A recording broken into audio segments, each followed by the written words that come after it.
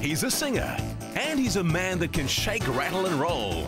And he takes us down memory lane week after week with Where Are They Now? And the Song of the Week.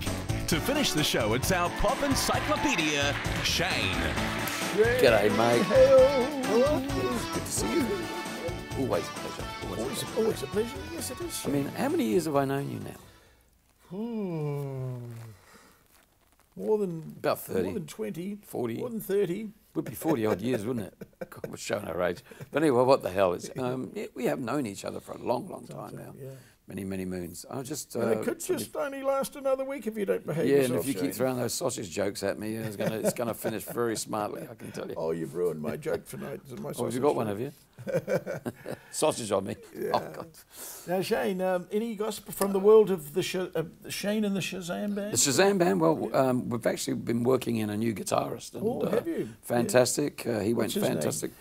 Well, he used to be with the Quincy Conserve, and he's an icon himself. He's a great guitarist and been around for years. Kevin Fury. Ooh. Kevin Fury. He's got the perfect name to be in a pop group, hasn't he? So I said brother of Billy, Billy Fury, and but he spells his with an E. And Kevin's played with some fantastic bands. He's a wonderful musician. Mm-hmm. He played with the New Zealand Navy band for several years. Guitar. He said it was the best job he ever had. He had his uniform supplied, his washing done. He marched up and down all day, and then the rest of the time they sat in a rehearsal studio and rehearsed and got paid for it. And he learnt so many instruments while he was in the Navy, apart from the guitar, you know. So yeah, so he anyone out there, any budding musicians, join the forces as a musician. Apparently, it's a great occupation, and you get paid to rehearse. It used to be a grand way to see the world. Now it's a grand way to see your instrument. yeah. But anyway, Kevin, yeah, he's on board and he's welcome and just great, a great player, and we can't go wrong with this guy, you know. Well, Shane, all that pales into insignificance. It does. Compared to Song of the Week, and it's a beauty. It is a beauty. Now, this is amazing. Stephen Stills and Judy Collins. Now, they are just going to release a new album together. Obviously, with being with Stephen Stills, it's going to be called Stills and Collins. That's his new, and of course Stephen Stills, Crosby, Stills and Nash and everything, and great soloist on his own. But anyway, he's released was releasing an album with her. They're busy working on it at this very moment. It'll be out in July. They go back 50 odd years, Judy Collins and Stephen Stills. As a couple? As a couple one time.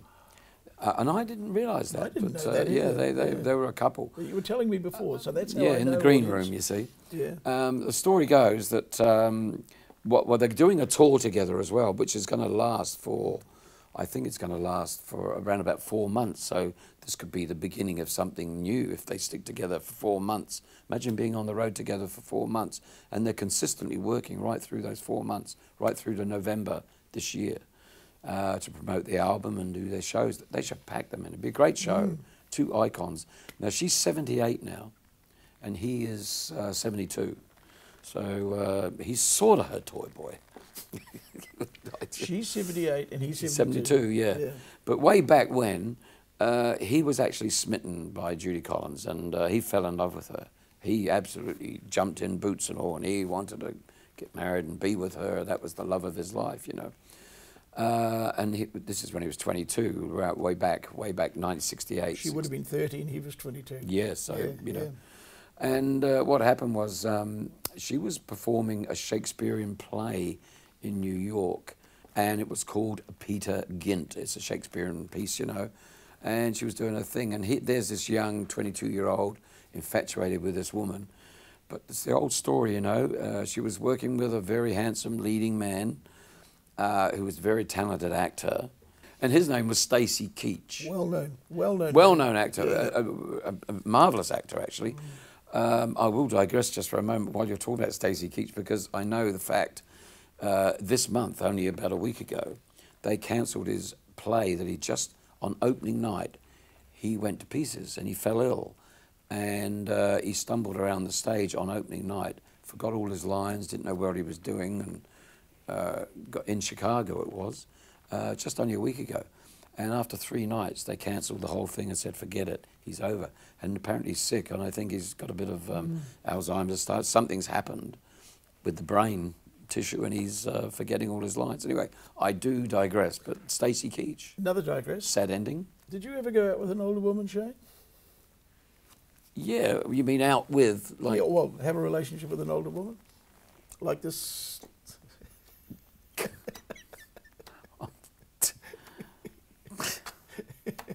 Yes, of course I went out with older women. I mean, there's no problem going out with an older woman. Or, I mean, not massively older, but no, just a couple of years older or whatever, yeah. She was older. Deftly done. Yeah, I mean, I didn't go out with an older woman. Is that the way you're putting it? I don't. You're surmising, or you're feeling me out here. Carry on, Shane. Carry on. Get out of that one, Shane. Go out with an older woman.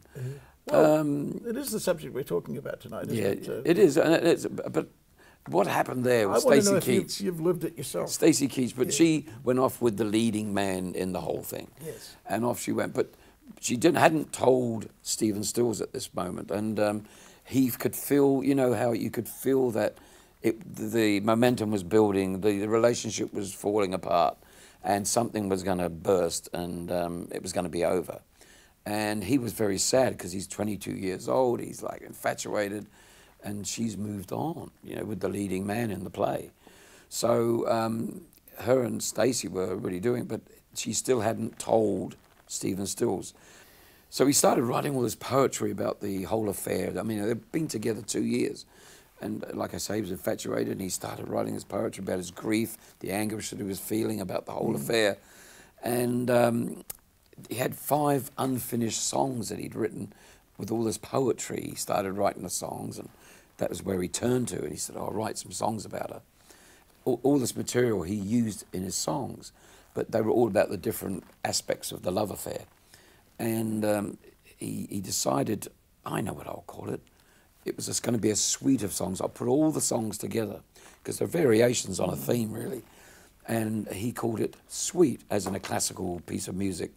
When they have all the different sections, they call it a suite, you know, a classical suite.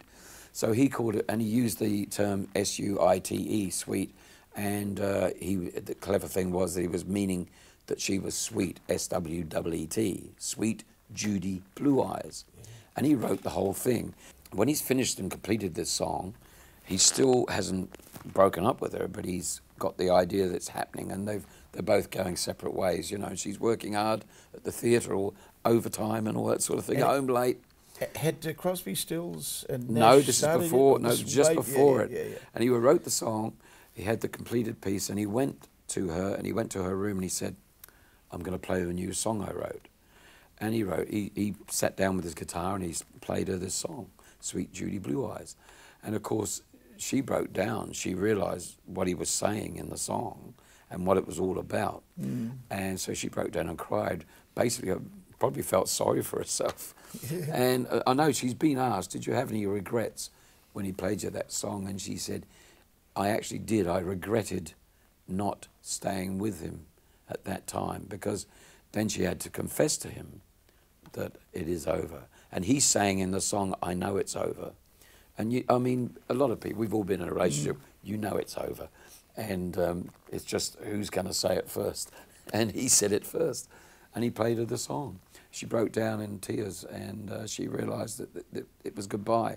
She confessed to him that she was in love with the leading man, Stacey Keach, and then she ended up with Stacey Keach. She went off and left him. She moved in with Stacey Keach and stayed with him for something like 7 years. So they had a long love affair. So she moved on, and he was devastated. And then he started an affair with Rita Coolidge. He went off and drowned his sorrows, met Rita Coolidge. He was having a hard time at this stage. There were a lot of drugs around. Of course, Crosby, Stills and Nash had started, and he recorded the song. And Judy Collins actually said, that song was revenge for me leaving him, because she could feel the lyrics and everything. Of course, it became a huge hit. Got up to about number 11 in the top 40 and everything, top 100. So she heard it on the radio all the time, but reminded her of the whole thing, you know, the affair. And she said it was his revenge. Everywhere I went, I heard this song, Sweet Judy Blue Eyes, and it drove me insane, you know. He was getting his revenge on me a different way. Now, speaking of Judy Collins, she's the one that did Send in the Clouds? Yeah, that's right. Send in the clouds. I think that's got to be the most beautiful priceless song. piece of music. And from the show, too. Yeah. And of course, she did Both Sides Now, Yeah, Joni Mitchell song. She was classic. She was great. She covered some brilliant, and what a beautiful voice. And beautiful, crystal clear, you know. But anyway, after that big bust up and her off with Stacey Keach, he met Rita Coolidge, and he had an affair with her. Then he decided to move in with Rita Coolidge. He was only with her for 2 weeks. This is Stephen Stills. He's with her for 2 weeks, and Graham Nash has taken a fancy to Rita Coolidge. This is when the band, they've got the success with this song, and just a little sidetrack here, but Graham Nash decided that, hey, she likes me more than she likes you, Steve. And Steve was going, oh, no, she doesn't. And Rita turned around and said, yeah, I do. I like Graham better.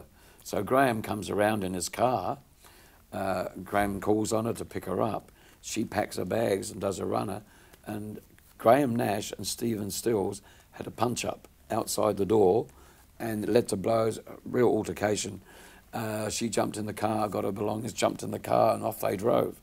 And that was the end of Crosby, Stills and Nash when they split around about 1970. They broke up for about 4 years. Oh. There was a big lull, and they all went out and did solo albums. And that's what caused it. And they all had great success, you know, Crosby, Stills and Nash, and I think Young as well. They all went out and did solo albums and had huge success.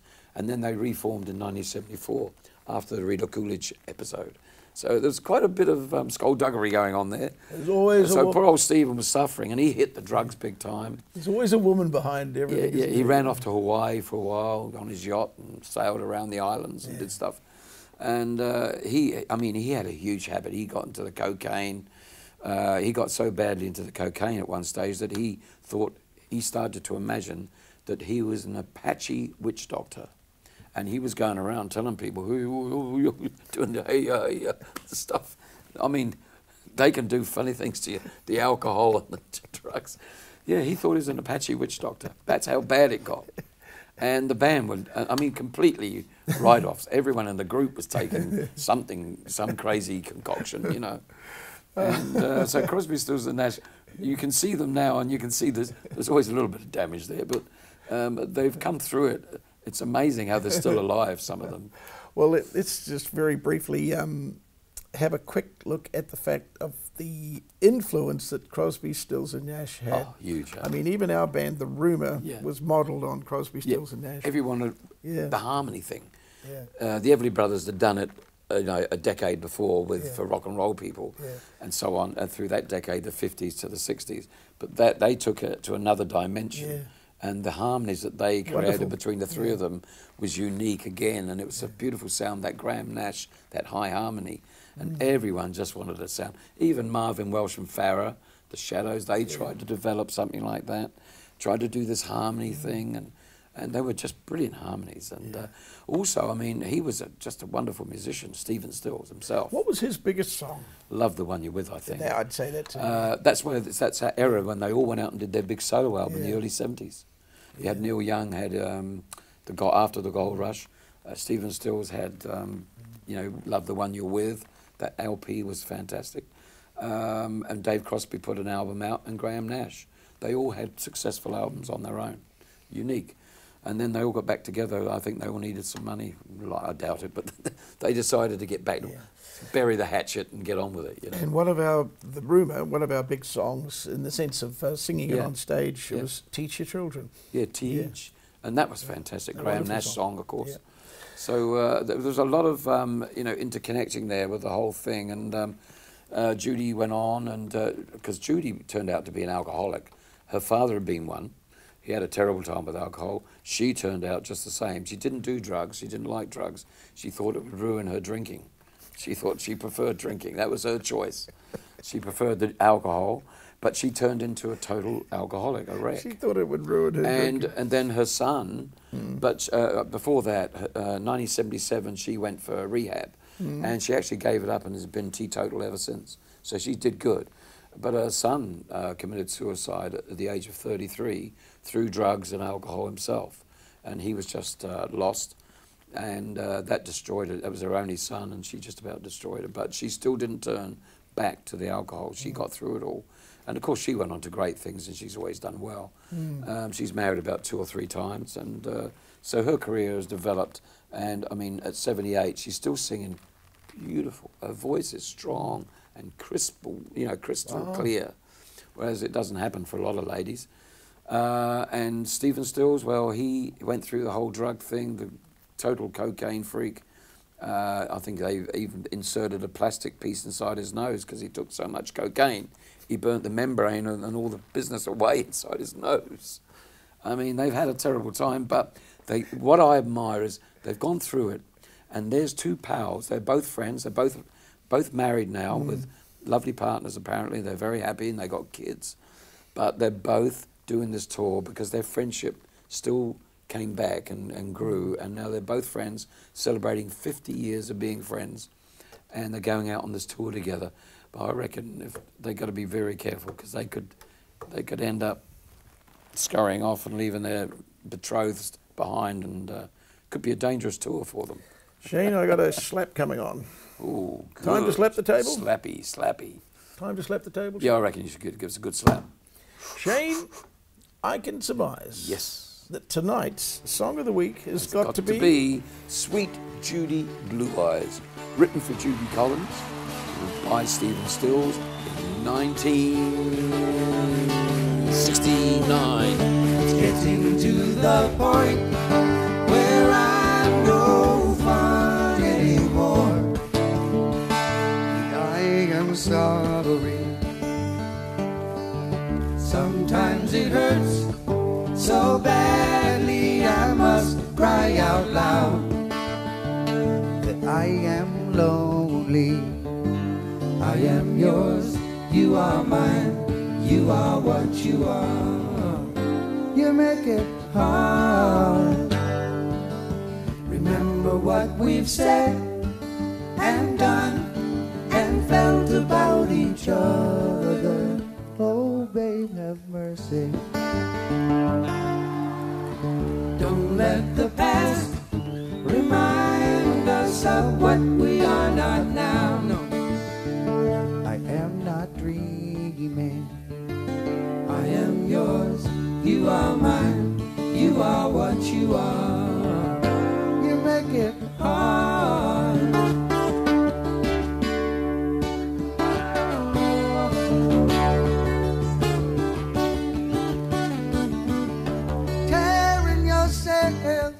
Away from me now, you are free, and I am lonely again.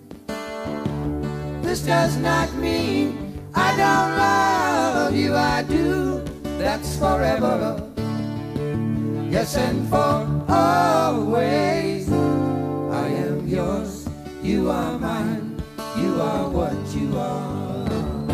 You make it hard. Something inside is telling me that I've got your secret. Are you still listening? Fear is the lock and laughter the key to your heart. Yes, and I love you. I am yours, you are mine, you are what you are. You make it hard, yes, and you make it hard, oh Lord, and you make it hard, yes, and you make it hard. Oh, does that bring back memories, Shane? Memories, and it's magnificent. You see those harmonies, and they're live there, and they can still do it. I mean, just an amazing song. It's so complicated, and that's just a special tuning on a guitar. It's an E tuning of some sort. Every string is tuned to E, and it's just dynamic, you know. Yeah. And he liked that tuning, so it's a special tuning. But yeah, great song and great artists, great harmonies. Still got it. And Crosby, Stills. Now, did you know? No. I have to ask you, did you know? Don't I? No. Well, they're going on tour. I've told you that, and they've got a new CD. But did you know, I went and saw Stephen Stills with his group Manassas around about the early 70s in London at the Rainbow Theatre, and the whole audience booed him. Why? He wasn't very good at PR. He didn't get on with the audience very well. He blew it big time. He got down. The band was fantastic, and Manassas were a fantastic band, and he was out front singing his songs, and the band were fantastic. Then he did an acoustic set. He just stopped, and the band went off, and he sat down and he did a few blues things with a slide guitar.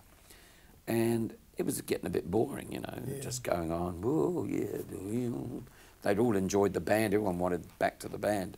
And he was sitting there with his acoustic guitar, and they started going, boo, boo, and then it grew, you know. Oh, God. And I hate seeing that, you know. And he turned around to the whole audience, and he says, what's the matter with you? He said, aren't I the Rolling Stones? And you're talking to a British audience. Yeah. And of course, then they all went, because the Stones at that stage in the early 70s were gods. Yeah. You know, everyone loved the Stones. You couldn't say a bad word about them. And a British audience, they just turned on him, and it went down terribly. And after that, he brought the band back out, but it never regained that any real magic that was happening, you know. Yeah. It ruined the concert, that one statement. What's the matter? Aren't I the Rolling Stones? He said it like that. And that was just, whoa.